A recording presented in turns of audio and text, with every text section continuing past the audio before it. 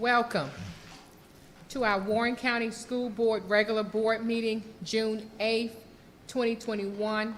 A quorum has been established, and I now call to order this meeting. May we pause for a moment of silence?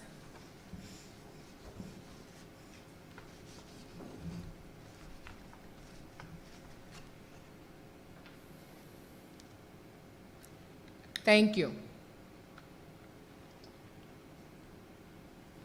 I now call for an approval of the consent agenda. Madam Chair, I make a motion to approve the consent agenda. Second. The motion has been made and properly second. May we vote, please?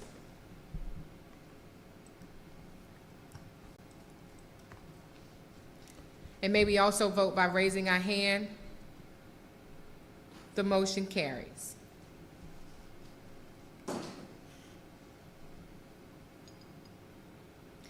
I now call for a motion to approve the June 8th, 2021 regular board meeting agenda.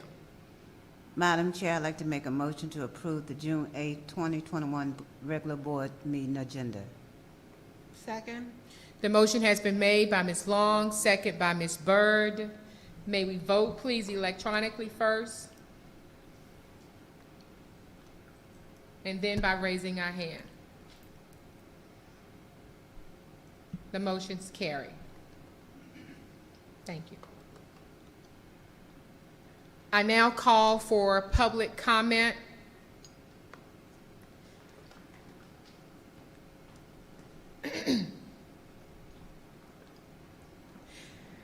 And it has been noted that we do not have any public comment in person or electronically. Thank you.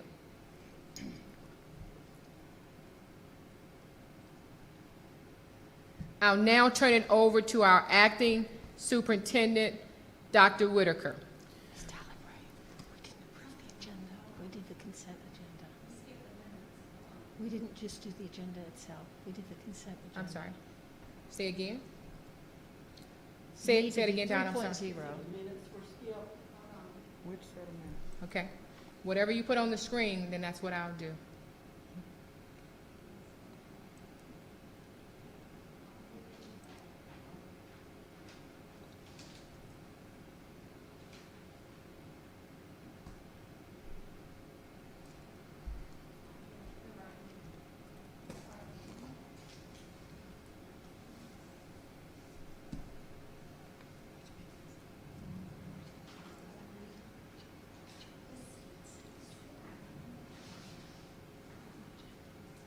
Regular agenda. Just the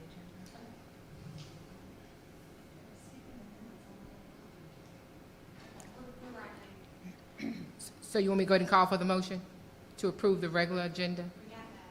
We've done everything. We did everything? We're on the minutes now. On the agenda is calling for the minutes for the special call board meeting minutes is what she's looking at. 'Cause I see it on the minutes, but it didn't come up to vote on. Yeah, it doesn't come up. So I'm okay. That's part of the consent. All that falls in the I consent. think it usually lumps with the consent consent. Is the does way all. we never vote for them Can you give me individually. this one? It lumps Something under because I consent. can't get it. Yes. Yeah. Yes. Are we good? Yeah. It lumps. Okay. So I apologize for the miscommunication. It was all grouped together, so we did approve the minutes. I apologize. No worries. Thank you, Ms. Martin. Appreciate you. Thank you. I appreciate it. And I appreciate you, Miss Donna. I'm sorry. I don't want to overlook anything. All right, thank you. I will now turn it over to our acting superintendent, Dr. Whitaker. Okay, thank you, Madam Sally Brame, the board members. At this time, we will have Ms. Chelsea Jennings, our Chief Academic Officer, with information item 5.01 on Warren County Schools Virtual Academy for 21-22. Good evening. Good evening. I'm going to share with you an outline of what the team has come up with in terms of our 2021-22 virtual academy, and outlining some specifics about what that would look like next school year.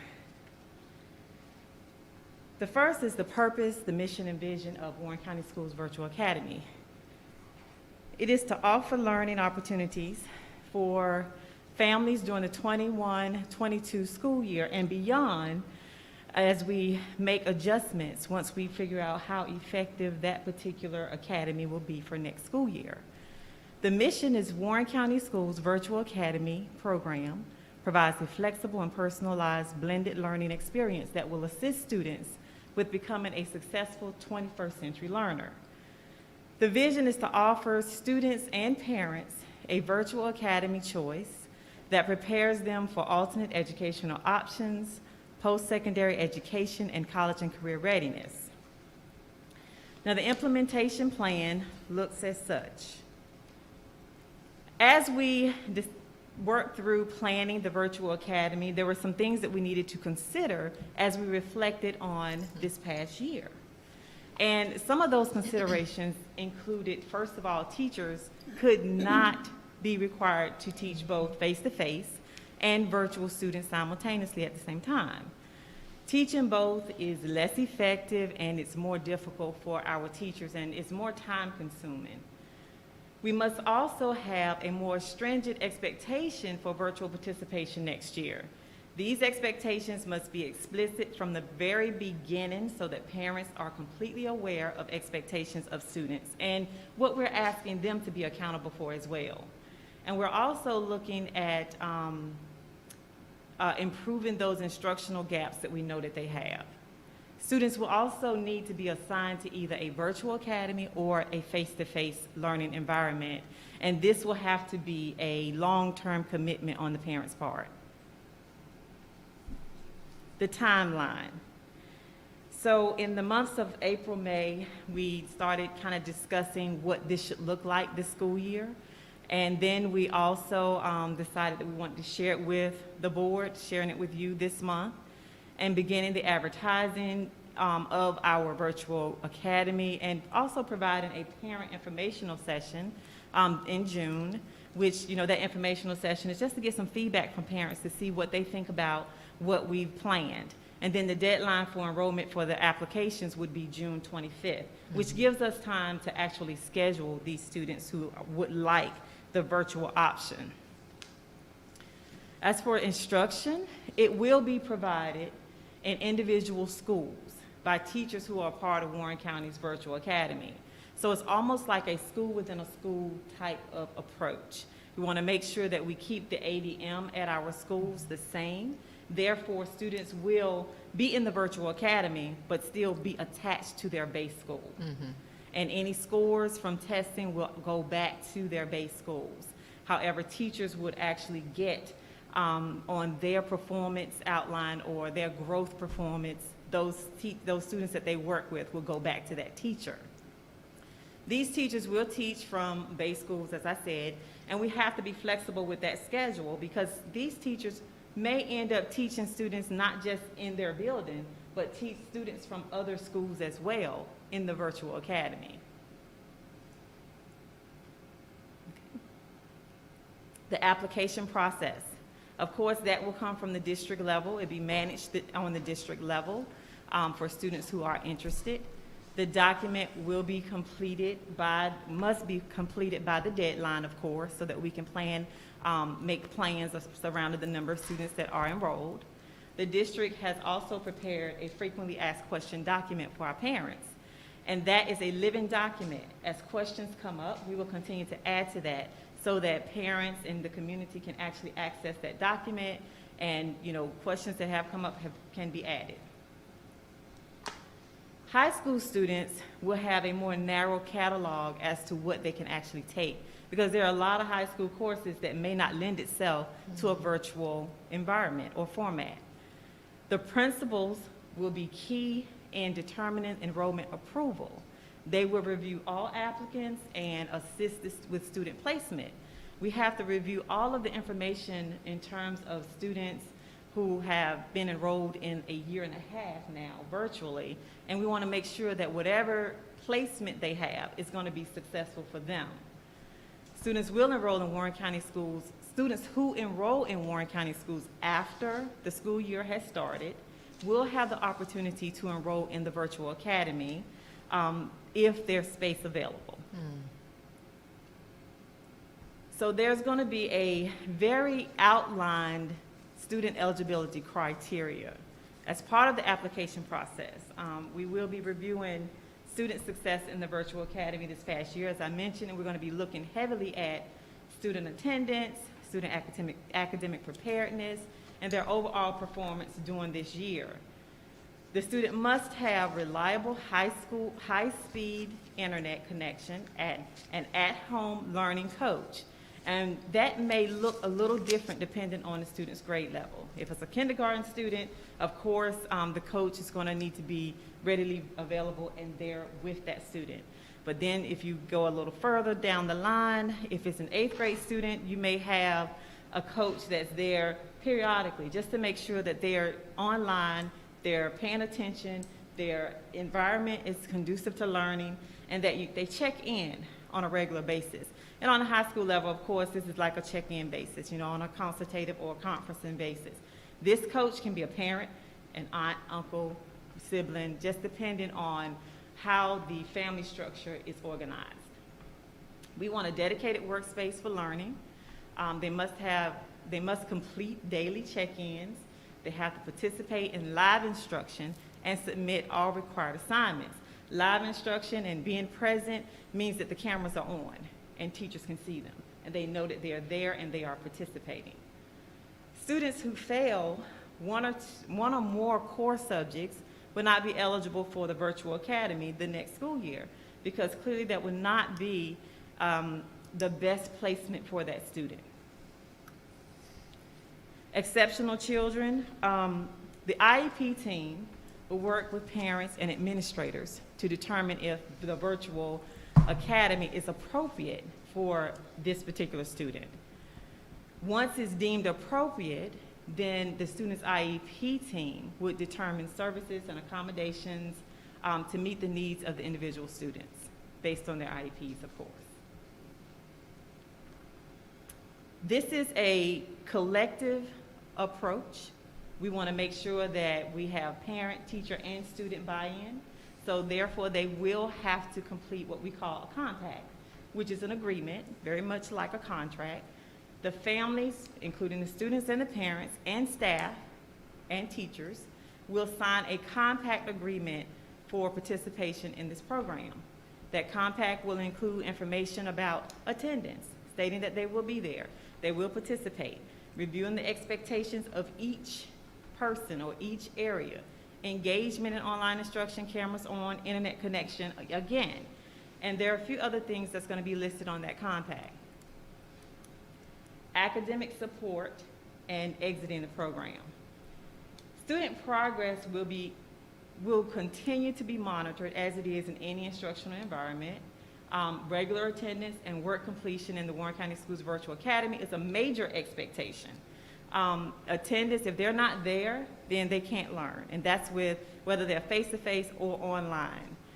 An instructional review team is what we will use to evaluate and conference with struggling students. So it's not just, well, you're not doing well, we're just gonna, return you back to face-to-face. That's not the ideal situation. We wanna figure out what's going on, how we can help, create a plan, work through the plan. Then if the student continues to struggle, we will reconvene and with the parents and the family, make a decision as to whether or not to recommend that student be replaced back into or return back to the face-to-face instruction. Technology access, students will be provided a device as we have done in the past. Reliable internet, however, should be at the student's home, and it is critical in order for them to participate in the virtual academy. Student accountability. Students who are enrolled in the Warren County Schools Virtual Academy must be assessed on various assessments, including benchmarks, EOGs, EOCs, iReady, MClass, et cetera, those standardized tests and those required tests. They will have to be administered in person at the student's base school. Currently, the parents will be responsible for getting them there, or, we will continue to discuss if there's a method to provide transportation. But at this moment, the parents will be required to make sure that students get to the schools for these tests. Teachers who teach students in the Warren County Schools Virtual Academy outside of their home school will have their data for their students that they teach, regardless of the student's base school, as part of their own performance and growth data, as I mentioned before, for accountability purposes. And that's considered EVOS. That's where their data is collected in EVOS to show their growth. Teachers who teach Warren County Schools Virtual Academy at their base school will be evaluated by their home school principal. There are some advantages to having a virtual academy. Students and staff will remain at their base schools. The district maintains a consistent ADM, that's the average daily membership. They will maintain continuous and familiar student support, meaning that they have individuals who they're familiar with and they can continue their support at their base schools. Students are able to participate in school-based extracurricular activities easier if that is the situation. And that means that they have a curriculum night at one of the elementary schools. The parents are familiar with it and they're able to actually go to that school function or that school activity. Some of the challenges that we will face, we may face class size challenges. Okay, if there's a number of students who want to be virtual, and then we have a number of students remaining in the school building, then we have to ensure that with the teachers that are remaining, that the class sizes are, equal and realistic for each one of those particular teachers. It will require some very strategic planning on our part, and we all as a team would have to get together and collectively make some, very difficult decisions about how we're going to actually roll that out and make sure that students in the buildings, remaining in the buildings, are getting what they need as well. The communication process could get a little confusing when students are taught by teachers not in their school building, but we have to intentionally and be consistent about the communication techniques that we are using during this implementation process.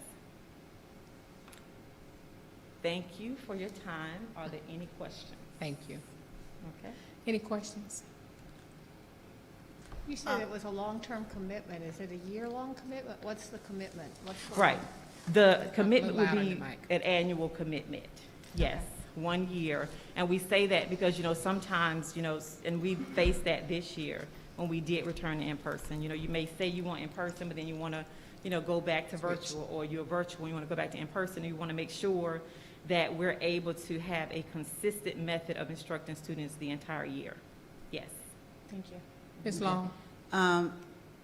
This is a virtual academy, and my concern is, will students who are being homeschooled be invited? Is there a way to have invitations that these students can join? They are Warren County students. Yes. They can, you mean, if they want to become a part of our ADM again? Right. Oh, sure, that's definitely something that can happen.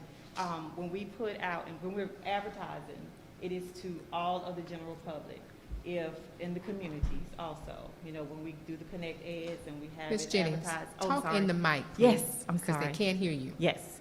So it is for all of our students who are in the district and who are in the county. When we're advertising, we are using flyers, we're using the website, the Facebook, we're also using text. And those parents who are a part of our community can join our virtual academy, can enroll in our virtual academy. Okay, they have to be assigned a base school, though. Yes, in order ma'am. to get- okay. Definitely. That was my concern. That would be a good way to possibly get some more students. That's right. I agree, yes. And we'll make sure that we continue to advertise that as well, so that they will know that as well. Any other? I do. Go right ahead, Ms. Yeah, I Long. do have a question. Yes, The deadline is the 25th of June. yes, ma'am. So when will the students know if they're qualified to go to either the virtual, because you're going to have to obviously, from what I heard you say, you're going to have to take a look at as to whether or not they would be allowed to do it because maybe of the past year. Yes, ma'am. uh, Yes, we would probably need about 2 weeks to review the applications because we'll have teams the curriculum team and the administrators to review the data. And we have most of the data already in one location anyway with RTI, and we can just pull that information and, kind of look at some discussion, look at some areas like attendance, were they online, did they show up for class, those types of things. So about 2 weeks, we could be able to, turn around a letter of approval or whether or not they have to go face-to-face. Yes. Okay, I got a couple of questions, Ms. Yes, Jennings. ma'am. First question is, you said if the space is available, how many spots? Have you all designated how many spots it's gonna be? We have not, but what we are looking at right now is starting on a slow scale because we want to make sure that the program is very effective, and we want to ensure that in the event that we may have to revert back to a virtual world, that we have a plan that's really sound and the foundation is there. Okay. So we are hoping that in any given class, we don't have any more than 15 to 20 students. Okay, and it's K-12? Yes, ma'am. Okay. In one of your slides, you said if they fail one or more subjects, they won't be That's my eligible the next year.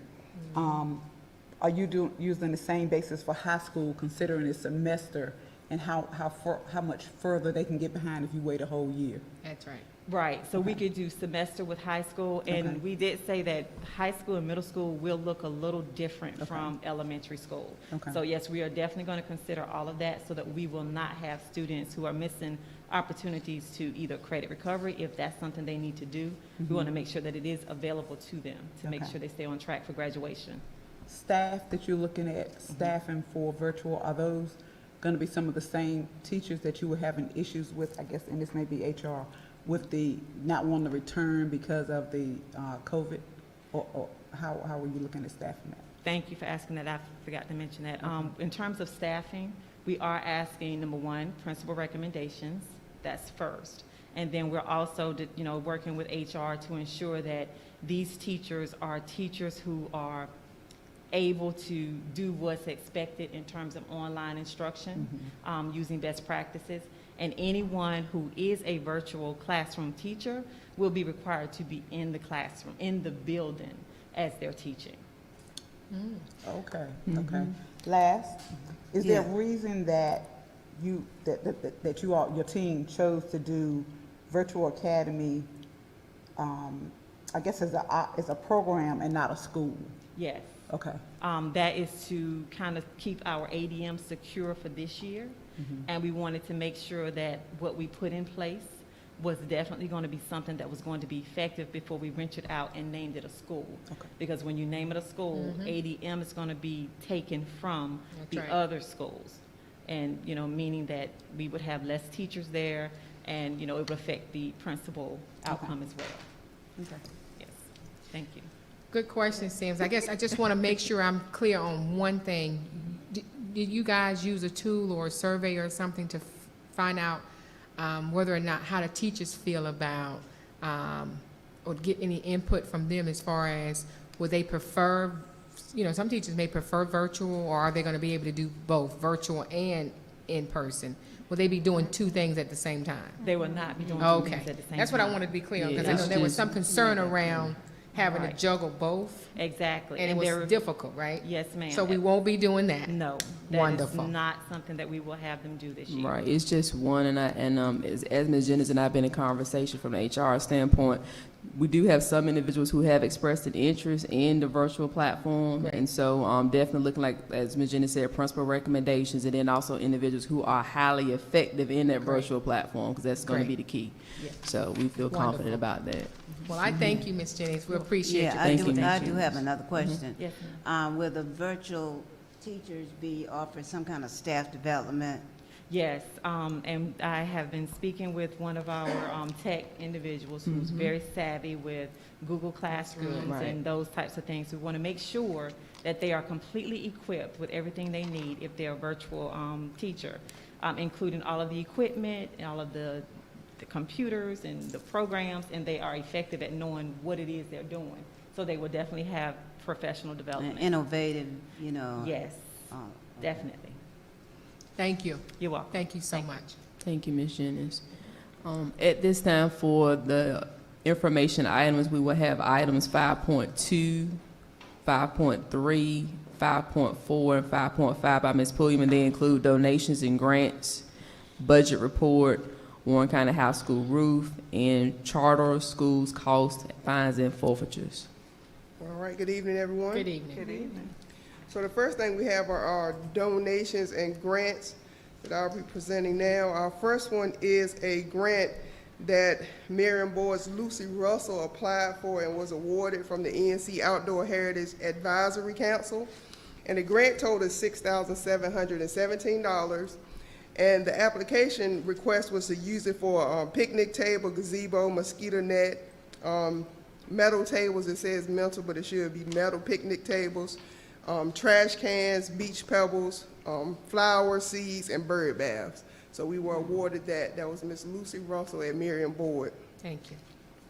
We also, the school nutrition departments, Mr. Dan Harris applied for and received a grant for $15,000 from Share Our Strengths No Kids Hungry campaign for $15,000. And that grant will be used in the program to address immediate needs to support our students during these uncertain times to maximize meal services to our students. So that's another one of our grants that we have been awarded. And to date, we have been awarded $13,325 as far as school and departmental grants, and then donations year to date, $78,883. Wonderful. Thank you, thank you, thank you. I just have a question. Yes, ma'am. Is it donation different than a grant? And the board has to accept any grant over 500? No, the board doesn't. We just present the information about grants, just like we get the grants from the state or That's federal, what whoever. yeah. We just present that information to you. And we present it separately from the other grants, like in this budget report, because it's not housed at central office, it's housed at the school or department level. But a donation does have to be approve the acceptance of over $500? If it's 500 or more, it has to be, yes, ma'am. Okay, that's what I'm asking. It's just the clarification between the two. Yes, Thank ma'am. you. Thank A grant usually you apply for, so it's a Okay. different process for it. Thank All you. right. Next, we have our budget report, and this is summarized and sorted by our PRCs, which are our program report codes, and then each one of those is totaled by the different funding sources, which is state, local, federal, capital, school nutrition, and other miscellaneous items. So you'll see the PRC, the description of the PRC, that total budget column, year-to-date activity, escrow amounts, outstanding amounts, and unencumbered amounts. So that's those 5 pages. Any questions about that budget report? I do have a question. I saw something. Talk in the mic, please. Okay. I did see something here. Let me see if I can find it.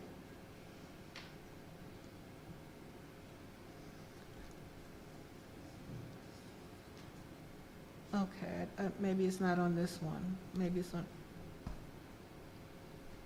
Okay, Small County Supplement Fund. Yes, ma'am. What is that? That's PRC 19. That's one of the, what I refer to as pots of money that we get from the state. It's just a category that is called. At the work session, I did the state allotment formula, and I talked about 019 at that time, but it's just one of the pots of money that we get from the state. That's just that's just what it's called. Okay, so what's in that pot? Different funding, the majority of our non-restart teachers and budget is paid out of that particular pot of money, whereas 037, you'll see that slightly below, that's our restart schools pot of money. So that's where the majority of those funds are spent. Okay. Restart and non-restart. So 019 is mainly for non-restart schools. Okay, thank you.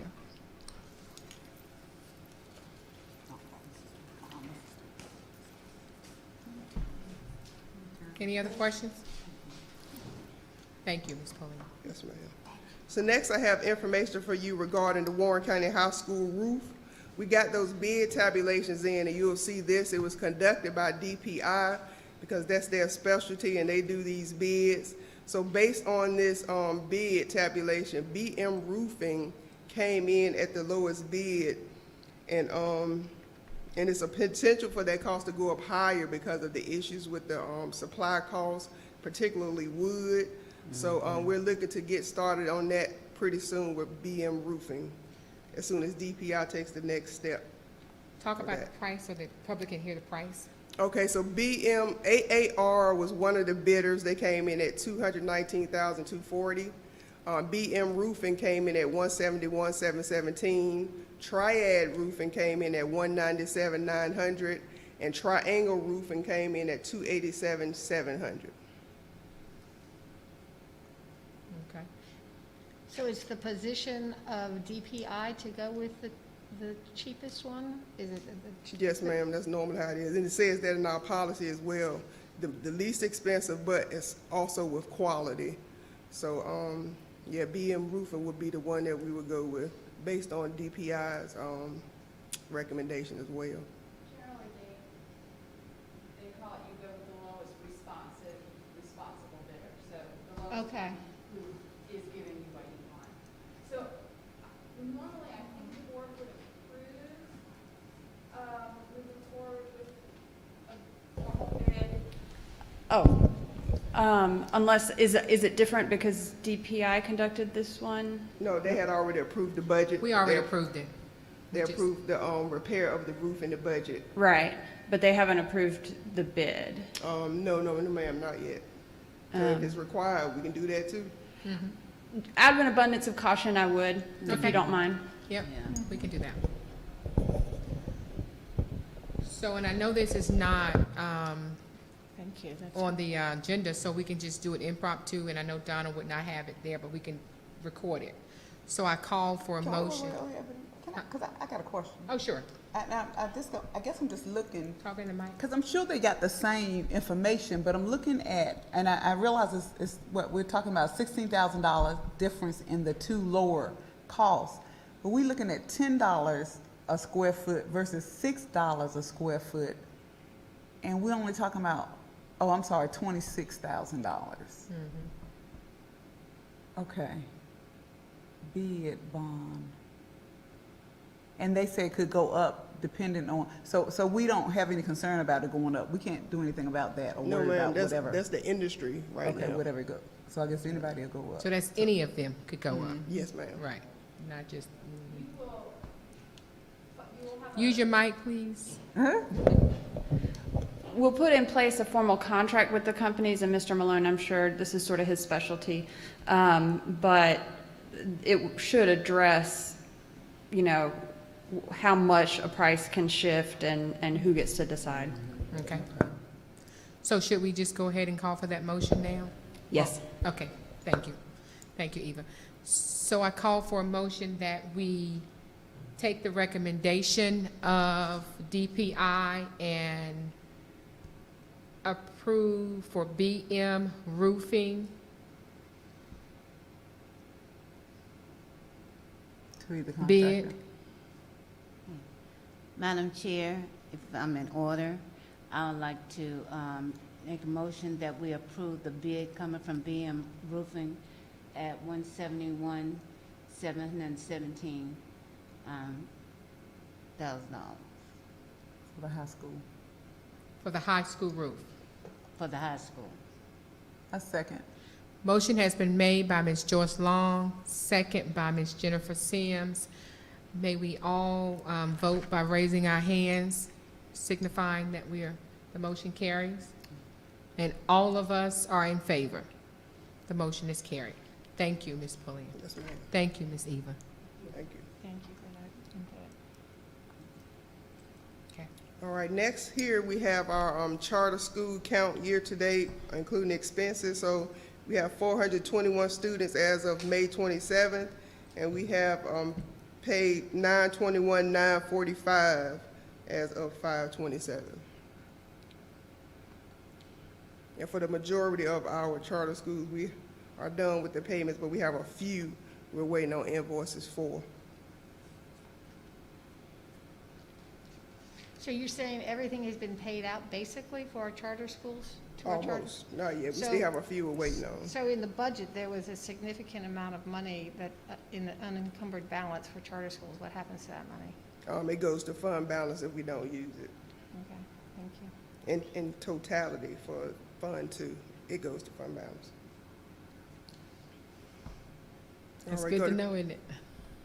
What? That was a lot of money, so it's good to know, isn't it? Go to page 2 of this document, and we have our fines and forfeitures year-to-date. And you'll see that we've received, and for the month of April, we received 4,800 compared to last year was 2,900. So it was a slight increase this year, just as it was last month.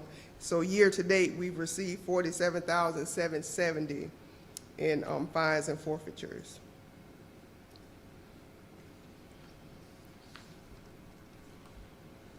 Any questions about the fines and forfeitures? All right. Thank you. I think that's it for me.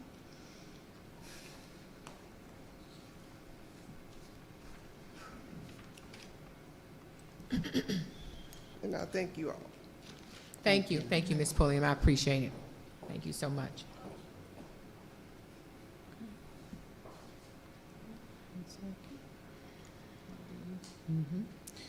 So the next item that we have is the hazardous workplace incentive, and I definitely want to give a huge kudos to Executive Cabinet, as well as the Finance and HR Department, who worked hard so that we could get this out today. And so, in essence, in Warren County Schools, we have employees who have physically reported to work during the pandemic, some of them incurring unavoidable risk to COVID-19.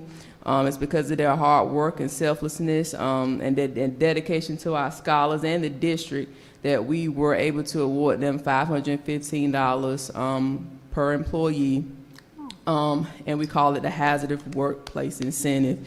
And so they were very happy today, and so they employees did ask that we share with the board their appreciation for you all. And I definitely want to thank Ms. Jennings and Ms. Pulliam, who worked with me in us being able to do this. We got funds, but we wanted to make sure that we were able to do something for our employees. There's been a lot of conversation around the state as it relates to hazardous work pay that's supposed to come from Governor Cooper. Those funds have not dropped yet, but in Warren County Schools, we want to send a message that we appreciate our employees, we appreciate what you do, and again, just want to give a huge shout out to the individuals that I named, as well as Ms. Donna Robinson and Ms. Casey Richardson. Let's give it up for them. thank We you all appreciate you for- all. Thank you for so that. much. So some employees got theirs today, and the remainder of the employees will get theirs on the end of the month payroll. Can you tell us some of, like, the groups of people who would have? Oh, yes, ma'am. So if you work 20 hours or more, because it was so critical that we did not leave out some of our staff, like our bus drivers and our cafeteria workers. And so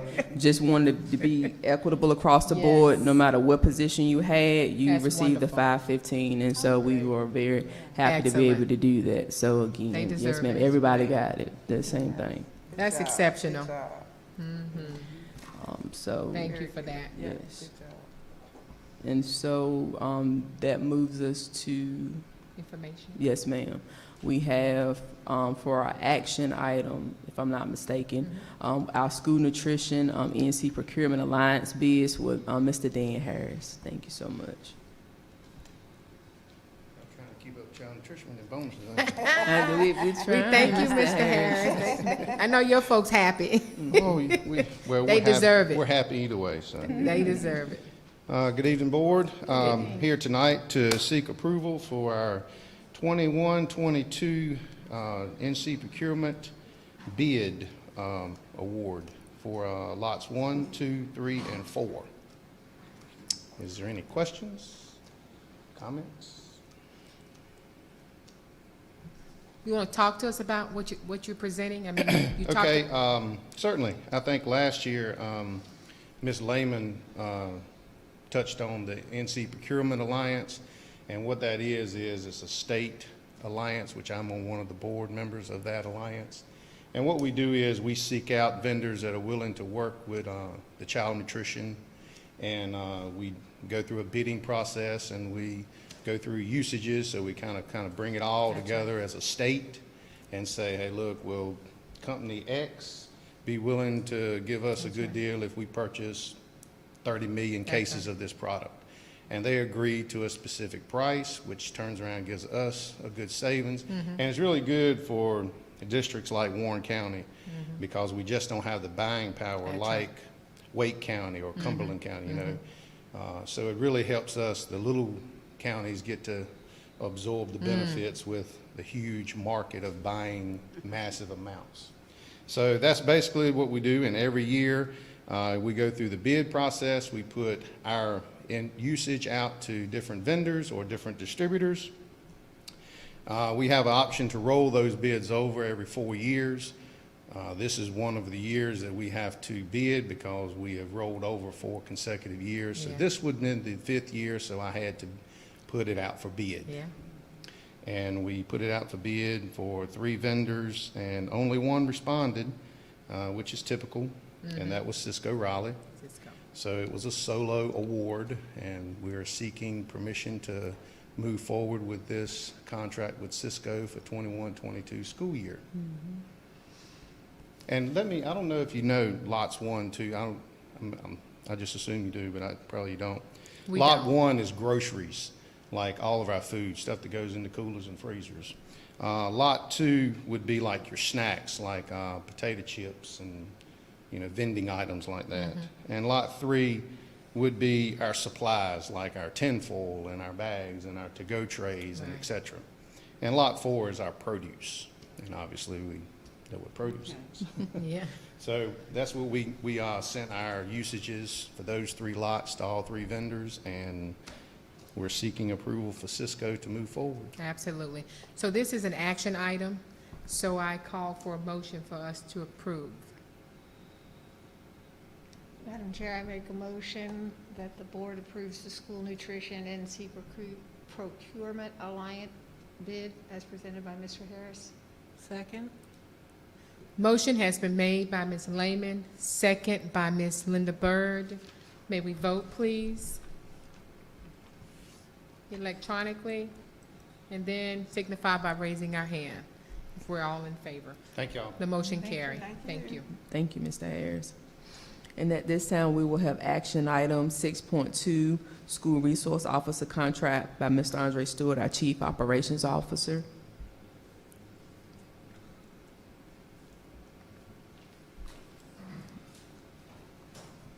Good evening. Good evening, Mr. Stewart. Before you tonight to present the 2021-2022 School Resource Officer Contract. This is the standard contract that we have used the last few years. The only changes to the contract are in 2.4, where we have now asked for a 3rd resource officer. Wonderful. To be stationed at Northside K-8. The sheriff asked that we send a letter requesting that officer, and that has been completed. He has received it. And because of that 3rd officer, the only other change is in 9.4, where the cost of the contract is not to exceed $190,000 and for the 2021-2022 school year. And this is price matched with a grant that we're paying, so we wouldn't have to pay all of that money. Can you repeat that, what you just said? Yes, ma'am. The $190,000 that the contract is not to exceed, we have a grant for the 3rd SRO that not the entire cost is paid out, but it's matched by what we put in. Okay, because I do have a question, Yes, ma'am. and that question is on, okay, yes. 2.2, where it says that the Warren County Sheriff's Office agrees to provide and pay the SRO salary and employee benefits. And then where I think you were just now, it said that, does the school have a portion, do they pay part of that fee, or? Yes, ma'am. Okay. So we pay part, and the grant pays part for, that was for 9.4. I think if I understand you correctly, what we do, and Ms. Pulliam can help me, is that we sign off and send a portion to matching with the sheriff's department to pay the salary of those officers. Okay, so does the commissioners give us the school money for that, or, and then we give it to the sheriff's department? No? No, what happens is they, the benefits and all of that is paid for by the county. Right. And they just contract it to us. So quarterly, they send us an invoice detailing whatever their salary was, their fringes, and then we pay them quarterly for those costs and whatever fees are associated with their bill. So Okay. we just contracted with the county pays like the personnel side. Okay. Yeah, well, it just threw me off. 2.4 or 2.2, 2.2 kind of threw me off. It may be helpful if we could have a breakdown and maybe just send something to show us, but I guess my concern is I'm thankful that we have a third resource officer, and I was wondering if, I'm not sure how much we're paying them, but we can always pay folk more. I'm wondering if we had funds to be able, I don't know, to look into that, because, you know, these folks, I know, for an example, in reference to, I know that we're paying, I know they contract us to give the monies out. I did realize that. But a lot of times when we stay late, I know there's one resource officer that stays late with us all the time. Yes, ma'am. And I don't know how that's compensated or however it is, I don't know. But I just know we're appreciative of those resource officers. Yes, ma'am. So I know they don't just do it for us. I know they do it for all you know, activities like the games and things like that. So we're so appreciative. Yes, ma'am. Yeah. I have a quick question. On 5.2, it says weapons and ammunition, and the sheriff's department agrees to provide the standard issue pistol and rounds of ammunition for each SRO. Do they carry tasers? Do our resource officers carry tasers? I believe so. I believe so. I believe so. Yes, ma'am.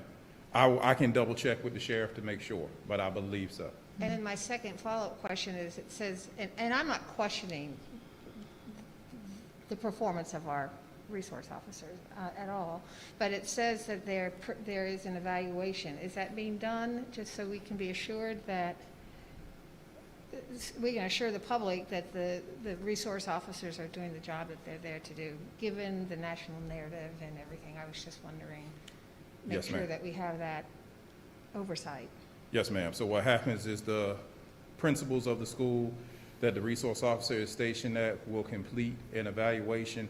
They'll get that evaluation to me, and I'll turn it over to Lieutenant Jackson of the police department. Okay, thank you. I do have, go ahead. The third resource officer, I know you said a grant would be paying some of that, so that's not paid any by the sheriff department, the third one? No, it's a grant. Okay. And matching. And then we match, Yes, ma'am. okay. Okay, I don't want to take too much time with this, but I just happened to read something the other day, and I don't know, maybe you may be able to give me some insight on it. I read that in Florida, they have the police, the sheriff's department, they have a system where they monitor their students, the students or children who have problems. The bottom line is that this family moved from one state and moved to Florida, and their son had a record. And the police officers came to their home because they got information from wherever they lived, and now they're monitoring this kid. And I'm wondering, we don't have anything like that in our county. As far as monitoring, Well, This- yeah, the students, if they have disciplinary actions, you know, problems, behavioral problems, they're not being monitored. In other words, this program is supposed to be effective so that they can prevent students from creating problems in the neighborhood. And the essence of that is that it's almost like they're monitoring them, and they will possibly wind up in jail because they will have a continuous record on that individual. I don't think we have that here, but I don't know if that's something that's going to come up in the future, you know, in terms of the students who have behavioral problems. Yes, ma'am, it's something we can look at and have I conversation think Power about. School helps Power School will help that, Ms. Bird. I'm 'Cause sorry? I think Power School will help with that, because if they go from one district to the other, if that's what you mean, other than crossing state lines from one district to another, you're gonna put that in Power School. So we'll know that if they come to us from another district in North Carolina. Usually when a student leaves a district for disciplinary reasons, it's put in Power School. So if they come to us from, let's say, Durham or Wake, it's already put in, so we'll know that when they get to us. Now, crossing state lines may be an issue, but I think anywhere in the state, we'll have that information, so we can kind of know that beforehand. And then too, 1.5 says they make themselves available for conferences with students. That's right. You know, and they understand the school resource program and promote awareness of law enforcement functions, so that seems to be covered. It is. Yes, ma'am. In the contract. And anything that the principal assigns them. Right. Right, and I did want to add too, to the point that Ms. Bird was speaking of with those students, it sounds like some of those students will be considered at risk, and so we already have teams that are working, you know, with our particular students who have behavior or who are having trouble with obeying the law, and so there are different structures in place for that, and as I know Mr. Stewart was sharing as well as Ms. Long, the resource officers, we look at them as kind of being a support system in the school and not like a quasi-administrator, because in the past, that's kind of how some districts were utilizing our resource officers, and we want our students to be able to have that sense of trust with law enforcement and not be a individual of fear. So what you were just sharing is key, that we include them in our team meetings and things of that sort. Yeah, well, I read the contract, so I know what it said in reference to how our sheriff department operates. Right. And the SROs operate. But I was just mainly saying that in certain states, certain things are going on. Right. And hopefully it won't come here. But, you know, in other words, I would hate to see that we're moving in a direction where students are with disciplinary problems, behavior problems, are being monitored, and they will have a track record leading them into the prison system. So that's basically where I was coming from. Yes, ma'am. Any other questions? This is an action item. There are not any more questions. So I call for a motion to approve the resource officer contract. Call for a motion to approve the resource officer contract. Madam Chair, I'd like to make a motion that we approve the resource officer's contract. A second. The motion has been made by Ms. Long, second by Ms. Sims. May we vote electronically, please? And then may we also vote by raising our hand if we're all in favor. The motion carried. Thank you, Mr. Stewart, I appreciate it. At this time, we will have Ms. Pulliam with action item 6.3, donations. All right, we have these donations that exceed that $500 that requires your approval. And with this donation is from NC Agro Medicine Institute, care of Dr.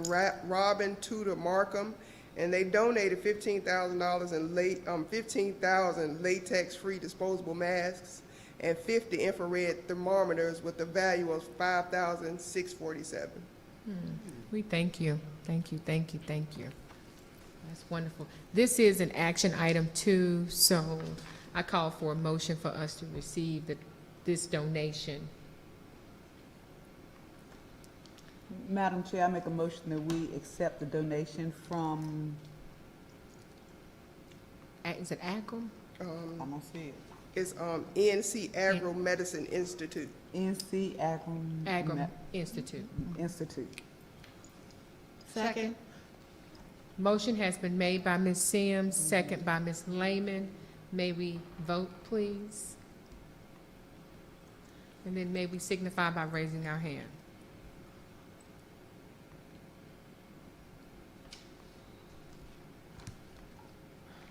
Motion carried. Thank you. At this time, we will have action item 6.4, purchase exceeding 30,000. All right, so what we have next are a couple or three purchases that exceed the $30,000 mark, which requires our approval. The first one is a forklift for our transportation department, which is needed so that they can move things, large item things such as transmissions, motors, and any other large supplies that they have. The vendor is Gregory Pool Equipment Company. There's a state term contract with this vendor. And based on that, we don't need any quotes because we do have this state term contract. The estimated cost, the quoted cost is $38,792 for a forklift for the transportation department. Any question about the forklift before I go to the next item? And it will be paid from state funds. Thank you for that. The next thing is a school bus camera system. And so the vendor is Radio Engineering Industries and is needed to provide better video quality footage, captions, and the ability to track buses and access by schools to view live footage and captions. The cost from Radio Engineering Industries is $73,847, and it includes 41 cameras, GPS receivers, as well as the installation. The other two, we had two other vendors we got a quote from, that's Gatekeeper, and they came in at $64,219, and Carolina Thomas came in at $131,083. But the transportation department was more pleased with Radio Engineering Industries and the equipment that they had compared to Gatekeeper, even though they were less expensive. Any questions about the school bus camera system? Does that cover all of our buses, 42 cameras? Yes, ma'am. Thank you. All right, the next item are Dell laptops, and the CDW Government is the vendor, and is needed by teachers and students for our Adobe program. And this will be paid from state funds, our PRC 079, which is CTE specific funds. The cost is $49,959, and it includes 16 laptops and a 3-year protection plan. We also got a quote from Dell. They came in at $49,802, and then Walmart at $51,150. CDW, we could get them quicker, even though it's just a couple of hundred, it's just about 100 more than Dell. We can get it quicker than if we ordered it from Dell. Any questions about those laptops? So what's Adobe being used for? That's a good question. It's a program that we have in the district. Do you know, Ms. So who's going to be able to use these laptops? Teachers and students that are in the Adobe program. So it's per semester. The semester class is sort of be housed in whatever class. They won't take them with them. They'll be in the district. So is it something that's offered to all students at a certain level? They're mainly for the CTE students who are enrolled in that Adobe class. Okay, Yes. okay. Okay. CTE. Thank you, Ms. Janice. Yes, ma'am. Thank you. And Ms. Thank you. Pullen. So But those it's are, only 16, it's only 16? It's Yes, 16 ma'am. computers?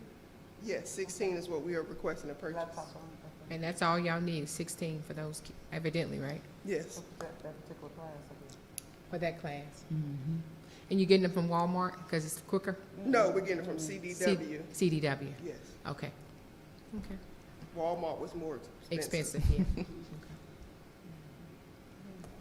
So those are the three items. Okay. All right, so after hearing our finance officer, I'm calling for approval of the purchases that she just shared with us exceeding the $30,000.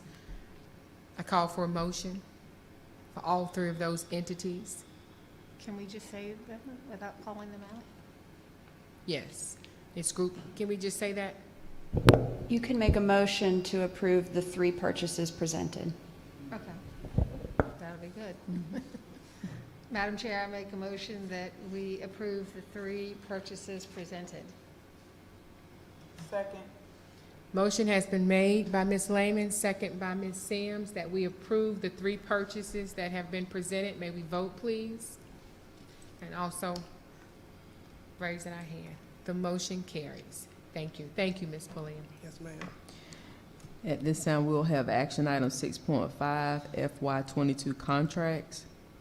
All right, so next we have our contracts that exceed that $30,000 mark, which requires your approval. And the first one is Speech Master Therapy, and they provide diagnostic and therapeutic services for speech-language impaired students with disabilities and those suspected of needing speech services for evaluations.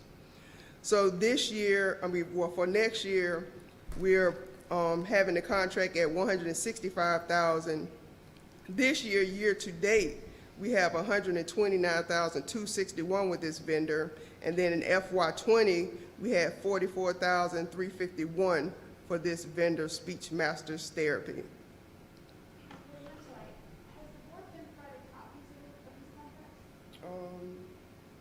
No, ma'am.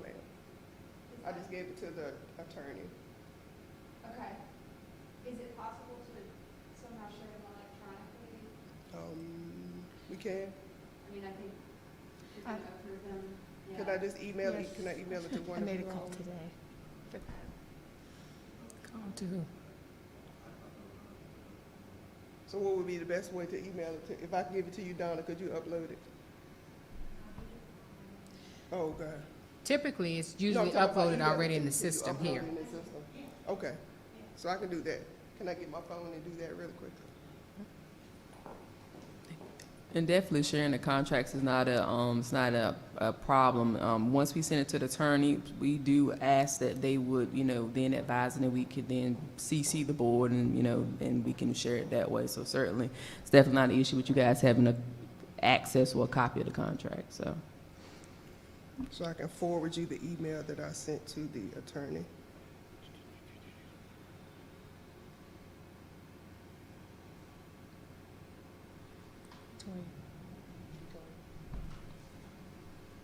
Is that Mr. Malone, So sorry, the attorney? Or was it- Mr. Malone, Attorney Malone. Attorney Malone? Yes. Yes. Okay. Thank you.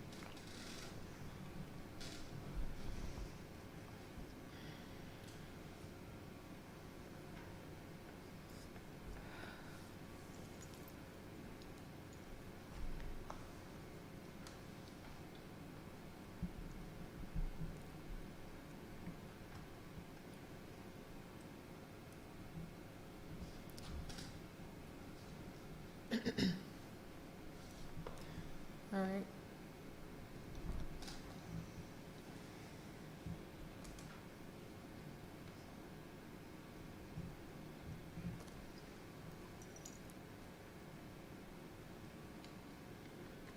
All days, the internet won't connect.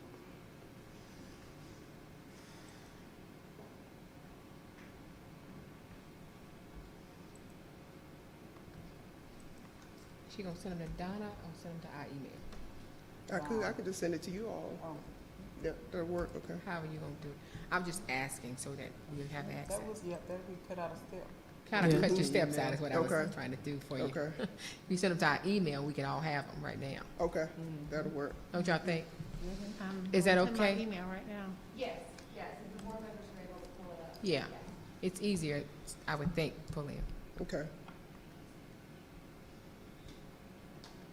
Yeah, the internet's not connecting, so I'm It's just not? waiting, yeah.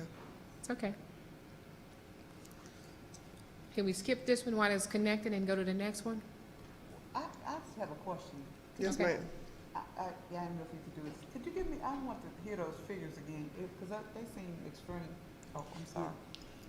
Could you give me those figures again for you gave different, the figures, I guess, that For we had? each year, Yeah.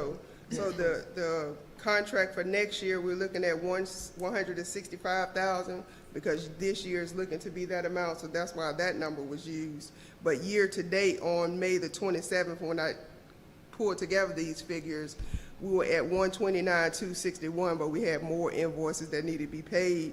For FY20, we had 44,351 for this particular vendor, but at that time, I think we had 3 speech vendors and not just 2. This year, we only had 2. So I think that's where the difference in that jump from 44 to 129 resulted in. You knew where I was going, right? I was like, Yes, what happened? yes, ma'am. Right, what was the Okay. big jump? Okay.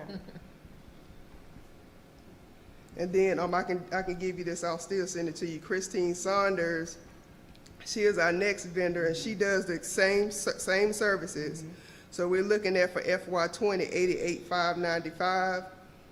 This current year to date, we have $78,260, and in FY20 we had $88,267, and that's Christine Saunders providing those same services.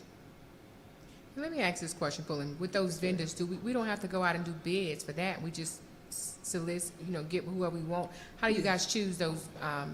Well, Ms. Brown, she reaches out to those different vendors, and last year when we presented the information, the issue was having those different contractors to reply to the quote or the quote That's what request. I thought. Yeah, okay. So they had to respond to it Yes. and send something. So we have a Okay. board. I'm going to attach. And then lastly, we have quality landscaping. Okay, I just sent it to you all. I pulled it, it's Okay. I got it. I think that was a different one. That was something else. I just sent the contracts. Okay. Quality landscaping, and they will be providing landscaping services for central office, Warren New Tech, Warren Middle, and Warren High. This year, we're looking at $48,000. Well, next year, we're looking at $48,000, which is the exact same as it was this year. In FY20, it was $14,000, and that's because they didn't start until March. So it was $3,500 per month in FY20. Now it's $4,000 per month. So it was that this year, and it's going to be that next year for quality landscaping. We used them previously? Yes, we used them this year right now, Okay. then we used them last year. Okay. And you said they do the central office, New Tech, the high school, and the middle school? Yes. And are they local vendors? I believe they're in Raleigh. I think they're out of Raleigh. Okay. Could we just kind of consider when we're looking for things like that we look at local people? We did, the quotes we have, I think one of them, if I remember it being local. The other one, I can't remember, but both of them were much higher than this vendor, Okay. yeah. How long is the contract? For 1 year, So you do year to year? yes.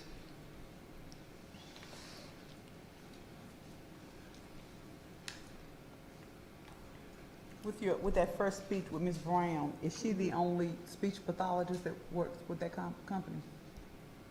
Was for With Brown? I don't know the name of her company. Christine Saunders, The other one. Speech Masters Therapy. Does she what? Is Brown the only speech pathologist? No, Ms. Brand is the EC director. Okay. Okay, Yeah. yeah. Isn't the therapist's name Ms. Brown too? Isn't her name Brown? That I do not know. I think it's Brown that works at the middle school. Okay, okay. Are y'all okay with these contracts? Have y'all got Did it them? come through? Okay. Uh-huh. I'm okay with it. Been having it. You okay with it, Sam? Mhm. All right. All right. Any other discussion? Yeah, okay. All right, so this is an action item. So I call for a motion to approve the year-to-date 222 contracts that Pulliam just discussed. Madam Chair, I make a motion that we approve the contracts for Speech Masters Therapy, Christine Saunders, and Quality Landscaping as presented by Ms. Pulliam. Second? You, Linda? Yes. Motion has been made by Ms. Lehman, second by Ms. Byrd. May we vote, please?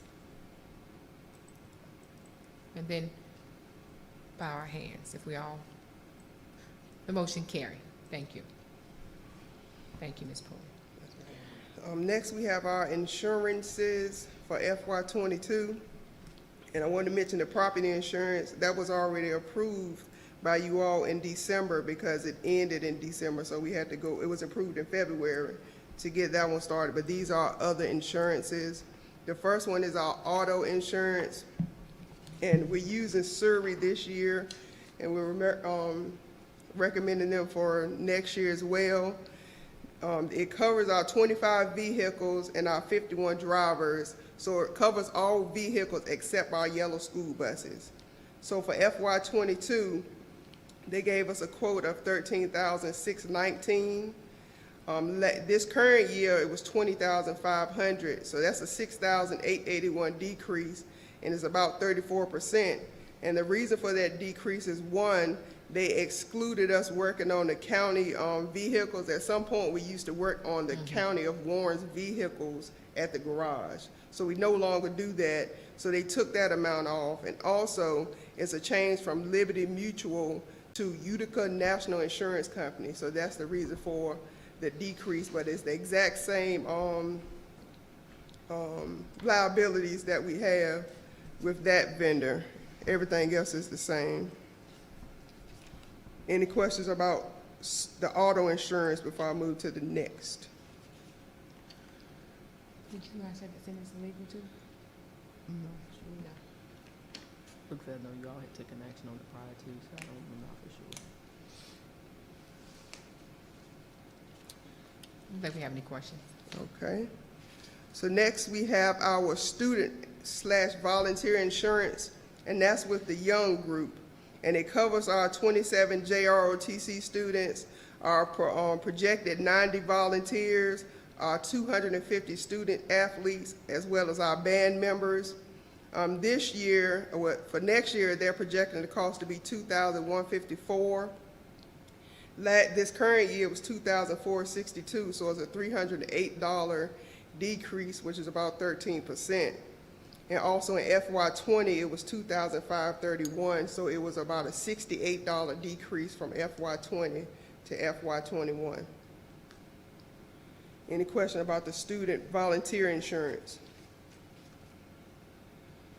You can go right here. All right. The next thing we have is our workers' compensation, and the vendor is a North Carolina School Board Trust. And these costs, they're estimated, so we estimate it based on our current payroll, and then into the new year, we give them the actual figures, and they give us a revised, so either it's that we have to pay more, or we get a refund because it's based on the actual figures at that point. So for this year, for next year, we'll be billed for $45,953 initially. For this current year, we will bill $46,704. And then for FY '20, the actual expenses were $45,818. It includes 321 employees, and it excludes substitutes, and it excludes state-funded employees. So the state-paid employees are paid from the state's workers' compensation. This is just for our non-state paid employees. Any questions about the workers' compensation?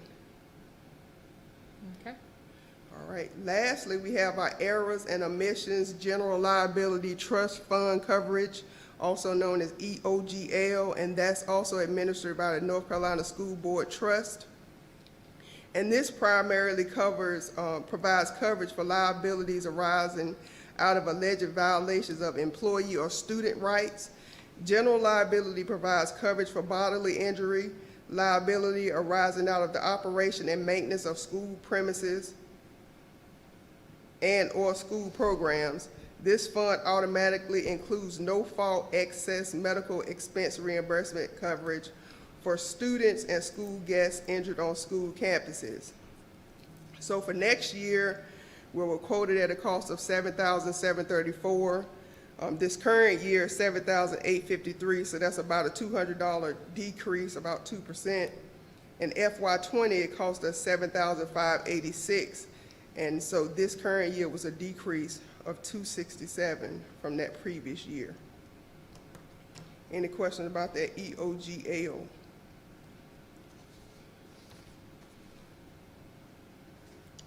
Any questions? And that was the last one. We had another one. I thought we were going to have the after-school program insurance, but I didn't get that quote, so I have to present that to you all at another time. Okay, not a problem. All right, I call for a motion to approve the 6.6 FY '20 22 insurance that Ms. Pulliam has presented.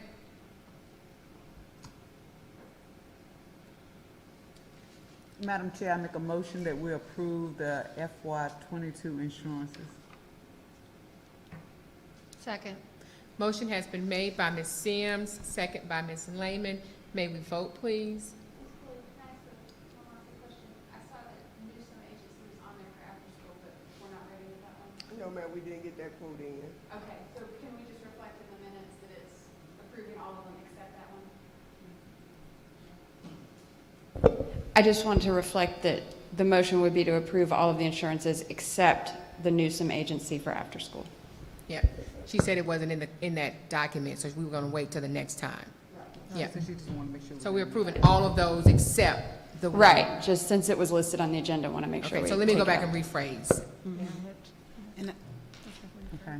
So, Madam Chair, I make the motion that we approve the 22, FY 22 insurances with the exception of the Newsom's, after-school after school.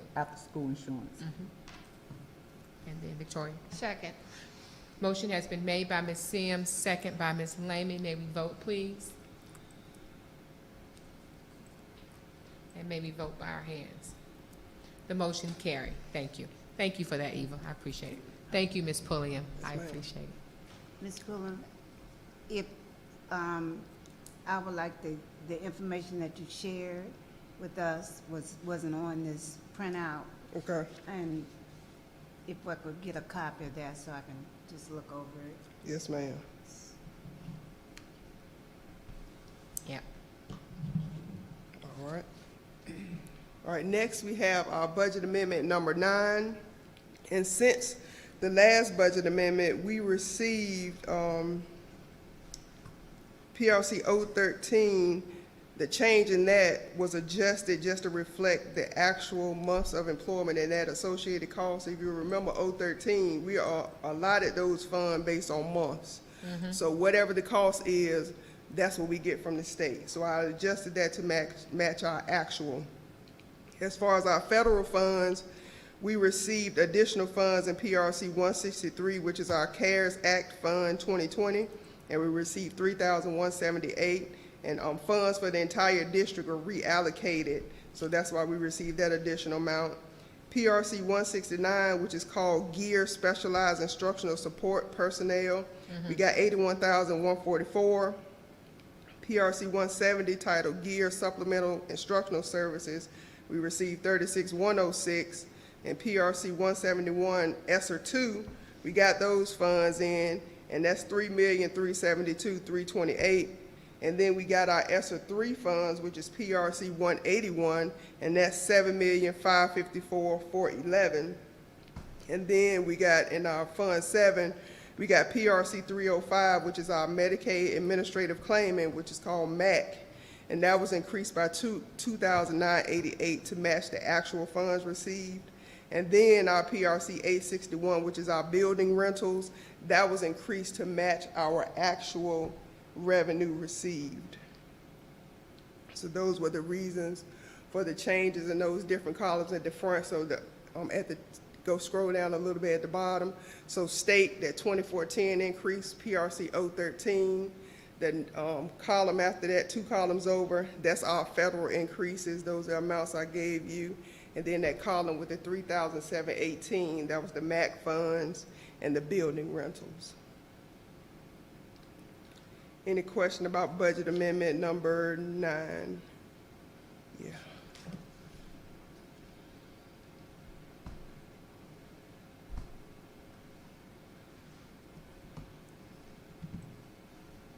You guys have any questions? None. All right, no. So this is, excuse me, an action item, so I call for a motion to approve 6.7 budget amendment number 9.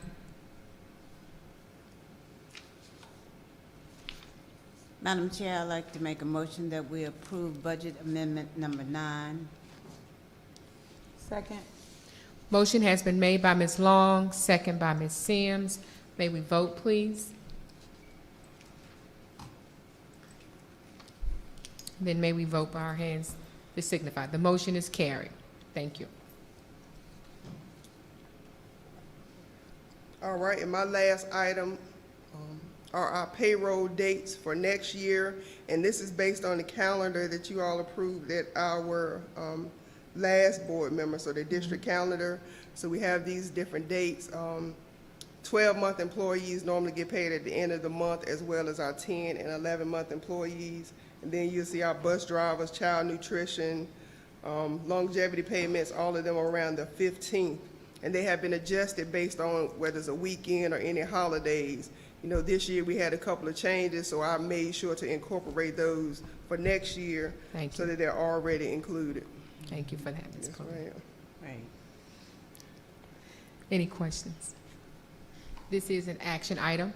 So I call for a motion to approve 6.8 fiscal year 22 payroll. Madam Chair, I make a motion that we approve the FY 2021-2022 payroll schedule. Second. Motion has been made by Ms. Linda Byrd, second by Ms. Lehman. May we vote, Ms. please? Sims. Sims. I'm sorry. I heard your voice too. Yeah. Motion okay, it was you? I'm sorry. Motion has been made by Ms. Byrd, second by Ms. Sims. May we vote, please? And then we raise our hand. Motion carried. Motion's carried. Thank you all. Thank you, Ms. Sims. I appreciate it. Thank you, Ms. Pulliam. At this time, we'll have Mr. Stewart for overnight field trip request for action item 6.9. And while Mr. Stewart is coming, I also want to thank him for working with the team for an awesome graduation ceremony He on did a Saturday. great 'Cause job. It was a lot of hard Excellent. work. Thank you, Mr. Stewart. Thank you. Thank you. The committee did a great job. Yeah, Yes, it was team. great. You guys Yeah, was great job. exceptional, I'm telling you. And Mr. John Hargrove, the custodian at He was- Warren County High School. Yeah. did All right, Mr. Hargrove. Thank you all so very much. Yes, ma'am. I'm back before you to present an overnight field trip for the Warren County High School varsity girls basketball team to take place on June 19th, departing at 10 a.m. that morning, returning on the 20th at 7 p.m. They're going to Elon College to a basketball clinic. Okay. Overnight trip. I just have is this the varsity team, or is this just part of them? And if there are some of them not going because they can't afford it, there's only 4. Is that the team? Last year, they had 5 girls It's a team, with 1 right? graduate. So, yes, ma'am, it's the team right It's now. a team. Okay. So everyone that's on the team can go, is my point. Mhm. Yes, ma'am, as far as I know, yes, ma'am. Okay, that's all. Thank you. So this is an action item, so I'm calling for a motion to approve the overnight field trip for our girls' basketball team. Madam Chair, I make a motion that we approve the overnight field trip for our girls' basketball team to Elon College University. Mhm. Second? Motion has been made by Ms. Lehman, second by Ms. Byrd. May we vote, please? May we signify by raising our hand. The motion is carried. Thank you, Mr. Stewart.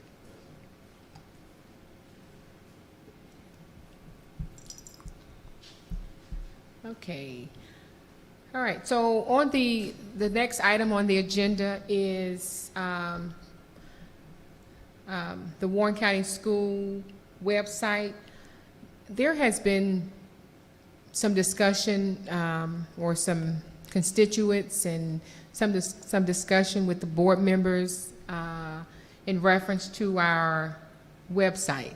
And there's been some concern. And we kind of wanted to have a little bit of a discussion with the board members and also you, Dr. Whitaker, in reference to the website. There was some concern about the grammar.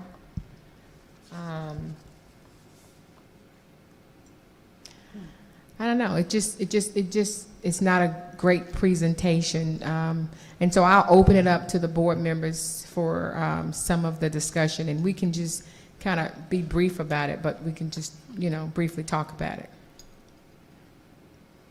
I guess I'll start with the question, the responsibility of the website falls to whom? So there's multiple individuals that's involved with the maintaining of the district website. I know that I have had some informal conversations with some of you all, and I have made note of that feedback. And so out of respect for the individuals who are maintaining the website, I will share that feedback with them after the meeting, and then we can move forward accordingly in trying to do, as I can say, an assessment of the website. I do know that the previous format that we had, I know some, when we talk about constituents and stakeholders, I like to be specific, I know we've had some staff and some individuals that have preferred the previous format. So again, we can brainstorm, executive cabinet, officers, all of us will get together, figure out maybe some type of survey that we can do to just get some feedback of the user friendliness of the new format, and then we can kind of go from there. And then we can also, revise, more hands on deck as far as the maintaining of it. And, but I know right now we're working with outside consultant as well. So I definitely want to have a chance to talk with the team so that we can take a look at it and then incorporate that feedback. Okay. And I think that's fair. You guys agree with that? Yes. And so until Dr. Whitaker gets back with us, then we would like to deem the website under construction. Yes, ma'am. Is that fair? I think that's what your director was. So if I may, Go ahead. so you said we have an outside consultant? Yes.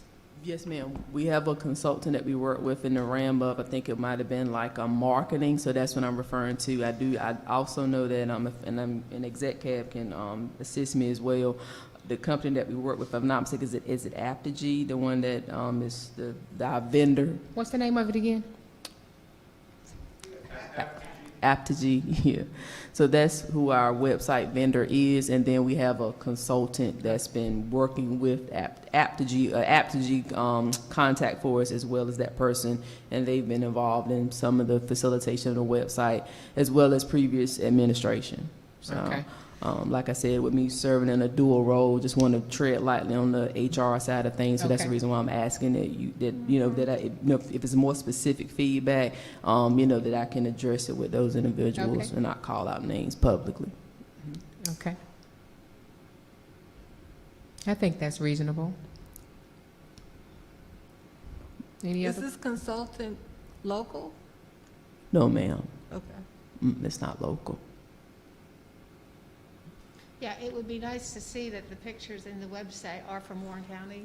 Yes, ma'am. So you guys want to see like our students and Yes. things of that sort. So I yes, think ma'am, we can so. definitely get together as exec cab and take a look at it, and then like I said, be able to incorporate the feedback. Definitely want it to be user friendly and definitely attractive to those that are viewing it. Mm-hmm. So is it the board's, will you guys agree that maybe we just put that it's under construction at this time until we can kind of figure this out? What y'all recommend? We have this as an action item, so Right. That's what my recommendation is. What do y'all think? That we put it as under construction until we can, So we tabling it? Is that what you're saying? For now? No, the actually, I think the action is that we to- put it under construction. to take the website down and Right. put under that's what construction I'm until, saying. Right. to kind of. So the proposal is actually to take the website down? Yeah, because it's not a good representation of Sure. who we are. Can we put it under, is there somehow we can suspend it until it's under construction, it's under Well, I think that's, revamp? I think That's what I she's saying. recommended. Yeah, that's Yeah, what she's well, saying. my only Help me concern is understand that there's a what- number of public notices that you use your website for, Right. including your board meetings and, the virtual academy and all of those things. So what would you suggest?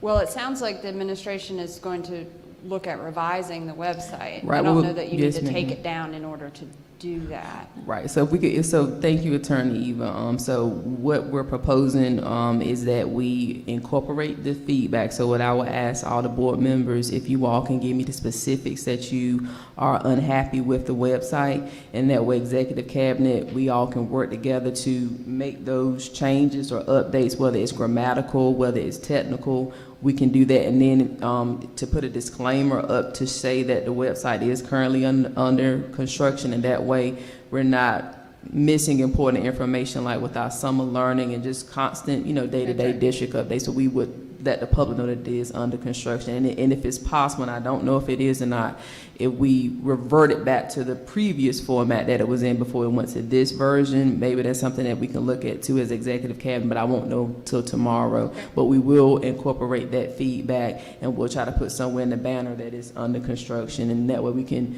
compromise, we can meet you all's needs as well as, not take it down so that the public Not still take- has right. access. That's- Right. Yes, ma'am. Exactly. So, since we all understand what we're doing, I call for a motion. Ms. Long? Okay. I would like to make a motion that we have the website designated under construction, and it will still be up for other purposes. A second. Motion has been made and by Ms. Long and second by Ms. Sims. May we vote, please?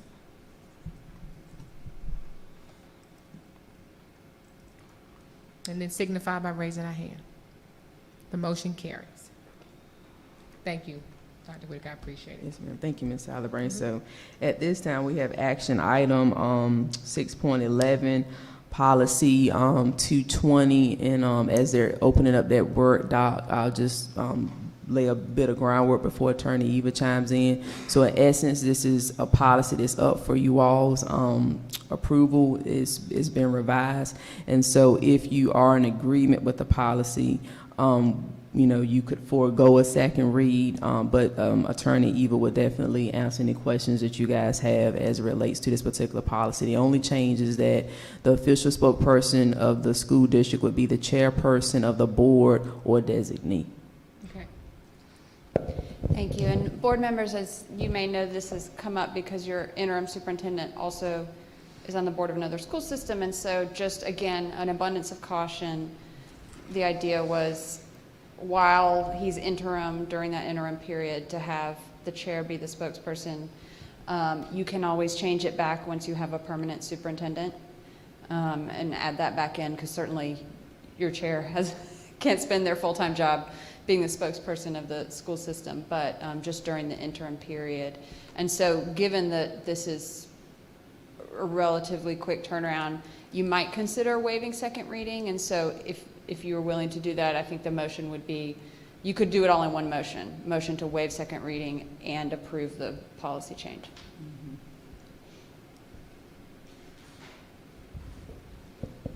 Any discussion?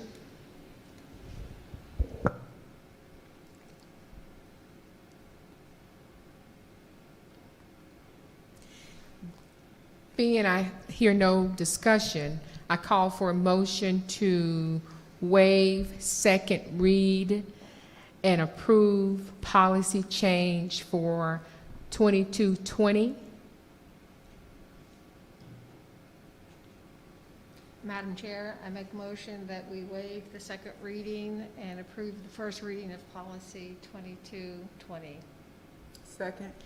Motion has been made by Ms. Lehman, second by Ms. Sims. May we vote, please?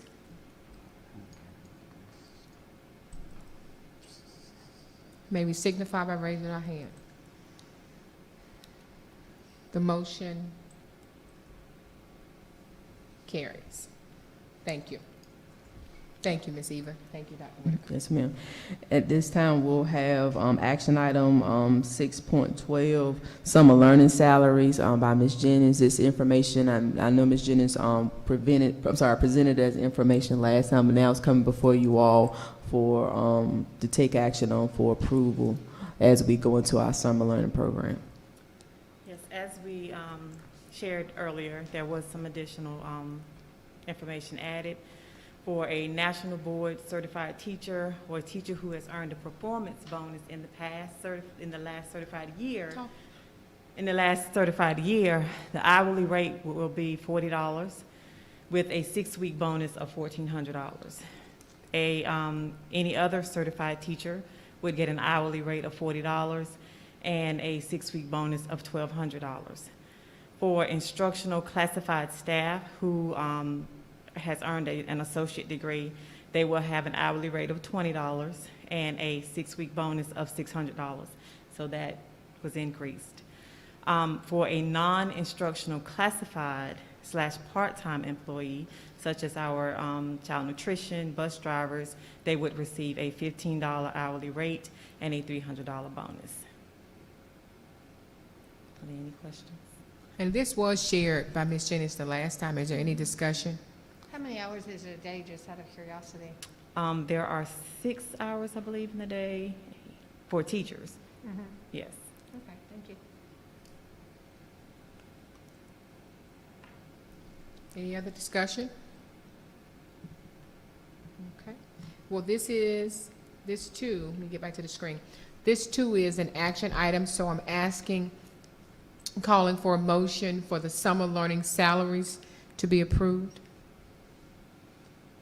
Madam Chair, I'd like to make a motion that we approve the summer learning salary package presented by Ms. Jennings. Second? Motion has been made by Ms. Long, second by Ms. Byrd. May we vote, please?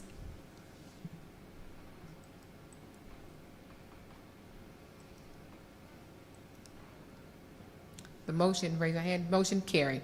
Thank you. Ms. Jennings, have you got all your staff yet?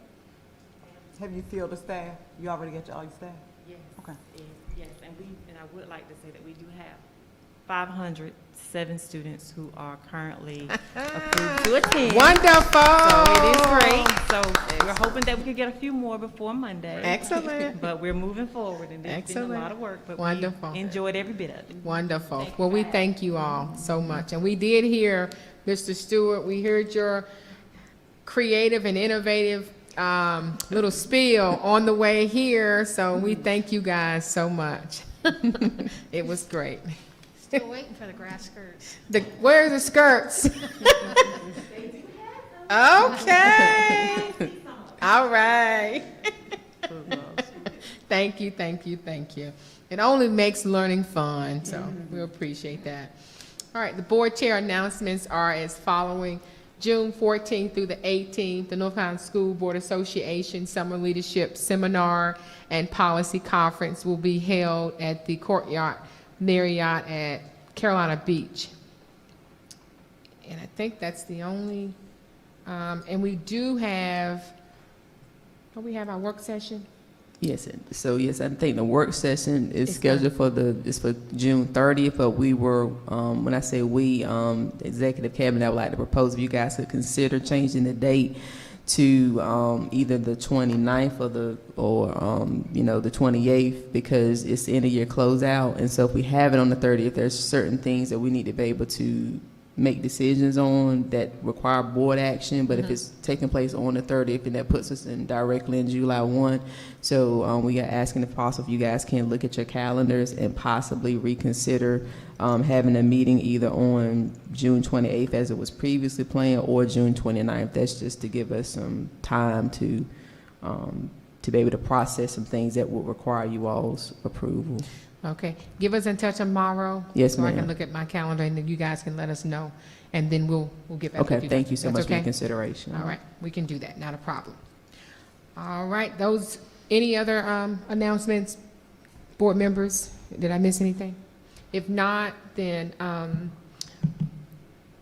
anything? If not, then I call for a motion to convene into closed session. Madam Chair, I make a motion, we convene into closed session. Second.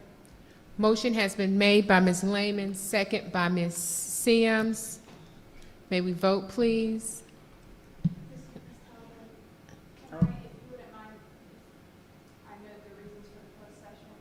Oh, I apologize, we do. I don't mind just adding it if it's all right with We the have it. moving. Okay. Go ahead and do the reasons for closed session, Victoria, 1.6. Oh, thank you. 1 and I'm 1. sorry, that's my mistake. We have it. I'm sorry. So, Madam Chair, I But the- make a motion that we convene in closed session for numbers 1, confidential or privileged information and/or confidential student matters, including student transfer requests as allowed under General Statute 143-318.111A1. Are we doing anything else? That's it. That's it. I think that's it. Second. Motion has been made and properly seconded by Ms. Sims. May we vote, please? And the motion carries.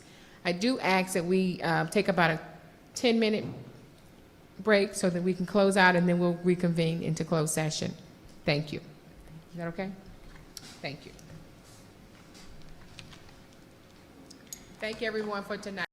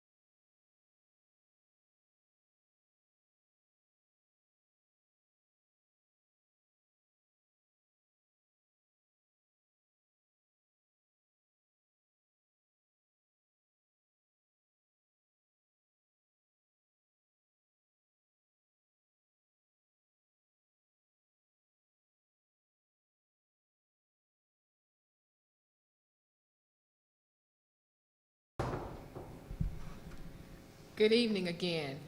The board is now back in open session.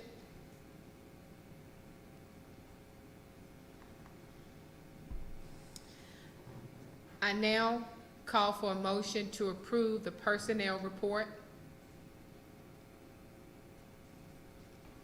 And would that be including the light duties, the extra duty stipends? I now call for a motion to approve the personnel report, including the light duty, Extra duty. Extra I'm sorry, duties. including the extra duty memo Stipends. stipends. Madam Chair, I would like to make a motion that we approve the personnel report along with the extra duty stipends. Second? The motion has been made by Ms. Long, second by Ms. Byrd. May we vote, please?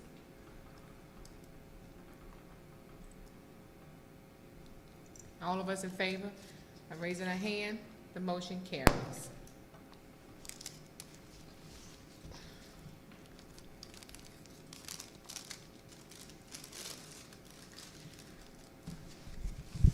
I now call for an approval of the interim superintendent qualification resolution. Madam Chair, I make a motion that we, Speaking about, Madam Chair, I make a motion that we approve the interim superintendent qualifications resolution. Second.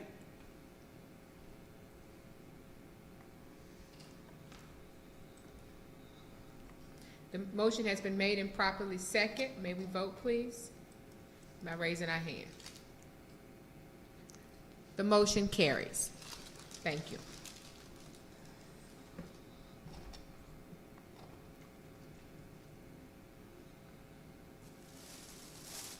I like this part, Donna.